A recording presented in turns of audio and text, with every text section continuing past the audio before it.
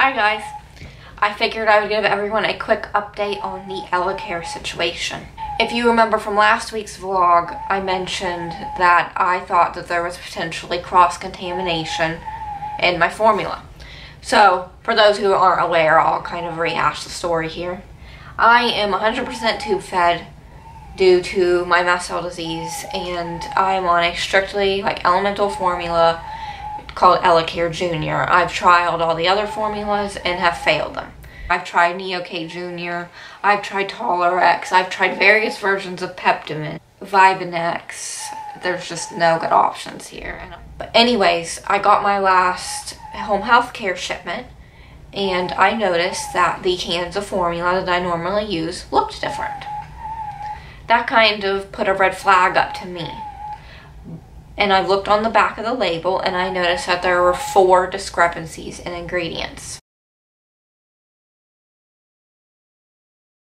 So I called the company that manufactures EleCare, called Abbott, and the woman I spoke to assured me that there were no changes in ingredients despite what the label had said, and that the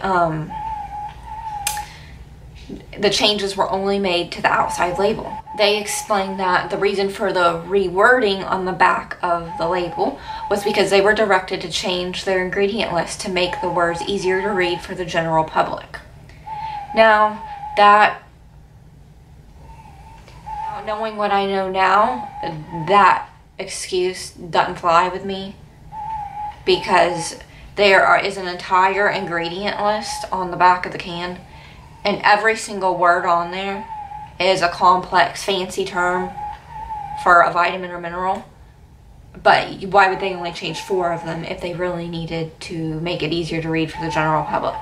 But at the time, that made sense to me. Okay, whatever. I went on about my life. That night, I started running the new label, EleCare, and 12 hours later, I noticed a significant increase in symptoms, my pain.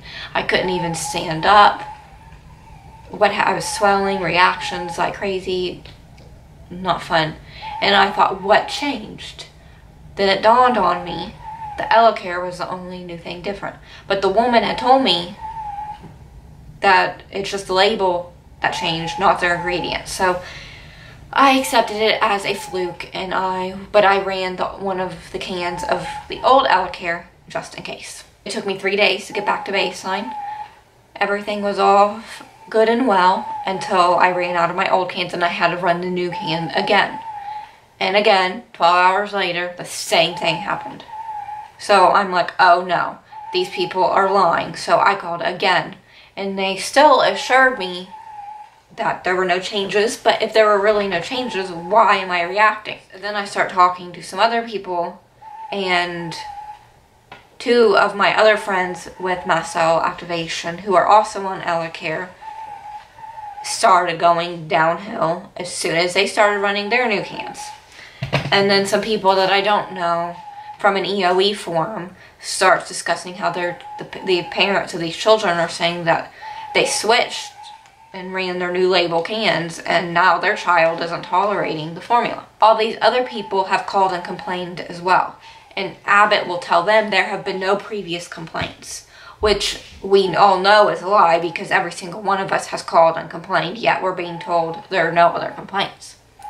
Now I know that this is not a cross-contamination issue because, number one, they said they had, during one of my multiple phone calls, they talked to the scientists behind it and they tested it and it was negative for any cross-contamination. And some of the other people who were not tolerating the new label EleCare, they were using flavored. Whereas I'm reacting to the unflavored. They've always used flavored and all of a sudden started having a problem with it. So it can't be that kind of issue, because I was thinking maybe one of their flavorings got mixed up with the unflavored, but if everyone's having a problem, it can't possibly be that. So my hypothesis here is that they changed the form of one of their vitamins in one of the 4 ingredients, that the words changed. And essentially, they're the same compounds, but they're not exactly the same form. And so I think it has something to do with that. Now, whether they'll admit that or not, I really don't know. This is really scary when this is my only form of nutrition that I tolerate. I have decided to run an online petition against Abbott. My goal here is to hopefully try to get them to bring back their old formulation of EleCare. I've explained the story, and I will post the link down to the bottom. It would mean the world to me if you could please go sign the petition. So far I have about 800 signatures. I'm hoping to get to 1,000 before tomorrow. For each signature for the petition, corporate is getting an email. So my hopes are is that they will get annoyed enough to please bring back this formula. Or to at least admit they're wrong, you know. But anyways, yes, it would mean the world to me. It takes 2 minutes, if that.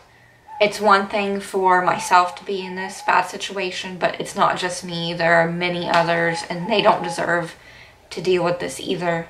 We all just want to get to feeling better and feel secure in our nutrition source, because there are really no other safe options. Thank you.